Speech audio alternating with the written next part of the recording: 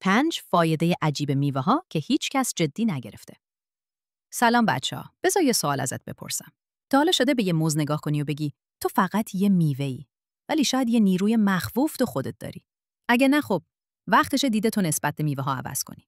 امروز میخوام براتون از 5 تا خاصیت عجیب میوه ها بگم که احتمالاً هیچ وقت تو مدرسه نشنیدی. چون اونجا فقط یادمون دادن انار بخور که آهن داره. ولی انار خیلی کارهای عجیب تری بلده. 1. آناناس.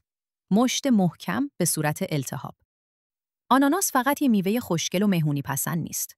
این رفیق گرمسیری یه آنزیم خفن داره به اسم بروملین. بروملین چی کار میکنه؟ مثل یک نینجا میره تو بدن و با التهابا مبارزه میکنه. مفصلات صدای قرچ قرچ میدن. بعد از باشگاه جون نداری؟ یه قاچ آناناس بزن، خدا حافظ درد. 2. انار.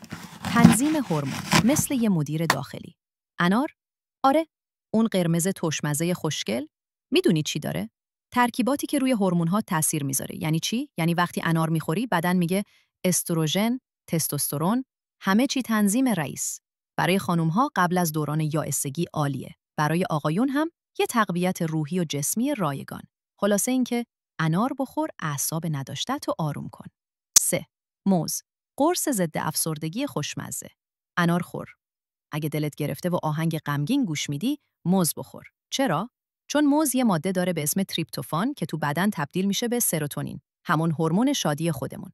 یعنی یه موز بخوری احتمال داره وسط ترافیک لبخند بزنی به راننده کناری. اگه دنبال آرامش روانی با طعم شیرین میگردی، موز بهترین روانشناسه. 4. توت سیاه. ارتقاء حافظه. مثل آپدیت گوشی. یه مش توت سیاه بردار. حالا چی میشه؟ مغزت میگه برو بابا، من تازه شارژ شدم.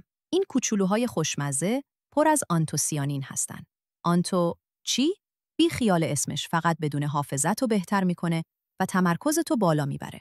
یعنی اگه دانش آموزی، دانشجویی یا فقط یادت نمیاد گوشی تو کجا گذاشتی، توت سیاه بخور.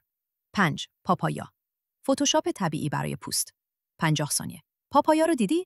اون میوه زرد عجیب که نمیدونی باهاش چیکار کنی. اون یه آنزیم داره به اسم پاپائین که هم هضم غذا رو آسون میکنه، هم برای پوستت معجزه است. میخوای پوستت بدرخشه مثل کریا؟ یه قاشق پاپایا بخور یا بزن به صورتت همون ماسک گرون قیمت بدون هزینه. جمع‌بندی. خب بچه‌ها، اینم از 5 تا خاصیت عجیب غریب میوه ها. میدونم دفعه بعدی که یه موز میخوری، یکم بهش عمیق‌تر نگاه میکنی. اگه از این ویدیو خوشت اومد، لایک یادت نره.